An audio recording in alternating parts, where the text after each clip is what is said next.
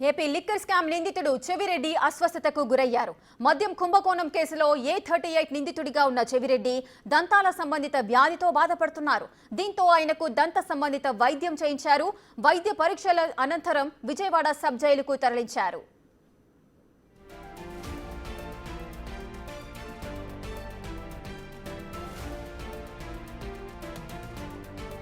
అలాగే అదే మద్యం కుంభకోణం కేసులో A8 నిందితుడిగా ఉన్న బూనేటి చాణక్య కూడా అస్వస్థతకి గురయ్యారు. దీంతో ఆయన్ను విజయవాడ ప్రభుత్వ ఆసుపత్రికి తీసుకువచ్చి చికిత్స అందించారు. చాణక్య కిడ్నీ సంబంధిత వ్యాధితో బాధపడుతున్నట్లుగా సమాచారం.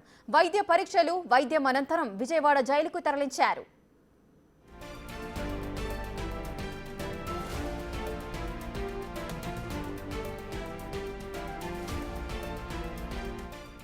పూర్తి డీటెయిల్స్ మా ప్రతినిధి శివ అందిస్తారు.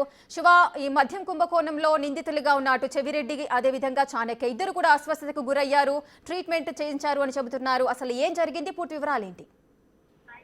మొత్తం మీద చూసుకుంటే మద్యం కుంభకోణంలో A38 గా ఉన్న చెవిరెడ్డి భాస్కర్ రెడ్డి, అలాగే A8 గా ఉన్న చాణక్యకి సంబంధించి కూడా వీరిద్దరు ఈ రోజు ఉదయం అస్వస్థతకు గురైనట్లు వెంటనే సబ్ జైలు సిబ్బంది ప్రభుత్వ వైద్యశాలకి తరలించారు. అలాగే పంటికి సంబంధించిన వ్యాధితో చెవిరెడ్డి భాస్కర్ రెడ్డి బాధపడుతున్నట్లు కూడా తెలుస్తా ఉంది. వెంటనే చెవిరెడ్డి భాస్కర్ రెడ్డిని విజయవాడ ప్రభుత్వ వైద్యశాలలో దంత విభాగాన్ని తీసుకెళ్లి ప్రత్యేక వైద్య పరీక్షలు నిర్వహించి ఆయనకు కావాల్సిన మెడిసిన్ కూడా డాక్టర్లు ఇచ్చినట్టు తెలుస్తుంది. ఎటువంటి ప్రమాదం ఇబ్బంది లేదని తెలియడంతో తిరిగి విజయవాడ సబ్ జైలుకి చెవిరెడ్డి భాస్కర్ రెడ్డిని తరలించారు. అలాగే మధ్య కుంభంలో A8 గా ఉన్న చాణక్యాన్ని కూడా విజయవాడ ఆసుపత్రిలో అతను కిడ్నీ సంబంధిత వ్యాధితో గత కొన్ని రోజులుగా బాధపడుతున్నాను, తనకు ముందస్తు బెయిల్ ఇవ్వాలని చెప్పి అనేక సందర్భాల్లో ఆయన బెయిల్ పిటిషన్ దాఖలు చేశారు. అయితే ఈ రోజు ఆయన బెయిల్ పిటిషన్ కి సంబంధించి ఒకవైపు విచారణ జరుగుతుంది, మరొక వైపు ఆయన అనారోగ్యం దృష్ట్యా కూడా విజయవాడ ప్రభుత్వ వైద్యశాల తరలించారు. ఆయనకు సంబంధించిన కిడ్నీకి సంబంధించిన వ్యాధికి సంబంధించిన అన్ని రకాల వైద్య పరీక్షలు పూర్తి చేశారు. ఆయన విజయవాడ సబ్ జైలుకి తరలించారు. చాణక్యకి సంబంధించిన మెడికల్ రిపోర్ట్ మాత్రం 2 రోజుల్లో ఇస్తామని చెప్పి Vijayawada superintendent Vijayawada sub jail అధికారులకు సమాచారం ఇచ్చారు. రేఖ శివ, అయితే చాణక్యకు సంబంధించి బెయిల్ పిటిషన్ కి సంబంధించిన విచారణ కూడా జరుగుతుంది అంటున్నారు. అంటే బెయిల్ పిటిషన్ లో ఎటువంటి అంశాలను పొందుపరిచి బెయిల్ మంజూరుకి ఛాన్స్ ఇవ్వాలి అని కోరుతున్నారు? ఈ అంశానికి సంబంధించి ముఖ్యంగా ఈ లిక్కర్ కేసుకు సంబంధించి దాదాపుగా మొత్తం 49 మంది నిందితులు ఉన్నారు. 12 మంది నిందితులను అరెస్ట్ చేశారు. వీరిలో 5గురికి బెయిల్ వచ్చింది.